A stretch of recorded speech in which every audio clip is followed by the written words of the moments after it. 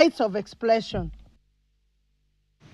The prolonged drought gripping Mandera County has dealt a devastating blow to pastoral communities, with livestock losses continuing to mount across livestock markets. Animals are visibly emaciated, showing severe nutritional stress caused by prolonged feed shortages, depleted pasture and starvation. Traders at the Mandera Town livestock market say the drought has drastically reduced the value of their animals, leaving many unable to sustain their livelihoods.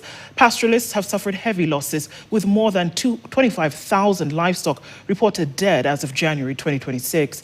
Lafey, Banisa and Mandera North sub-counties have recorded the highest number of livestock deaths. Mbuzi nakufa, ngamia ni ng'ombe, sasa watu hali yake hatari sana.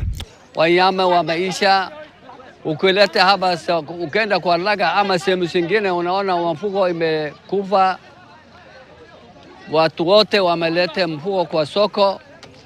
Saa hii mbuzi ya 15,000 ama 20 ama 17 ama 8,000 iko 1,200. The severity and impact of the current drought situation in Mandera is at alarm phase, and extreme dryness and urgent humanitarian needs is on a critical moment.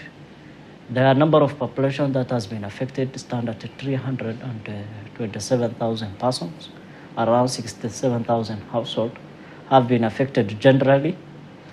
Livestock has also faced severe stress. Animals trek long distance to acquire food and also pasture. The milk production has really declined.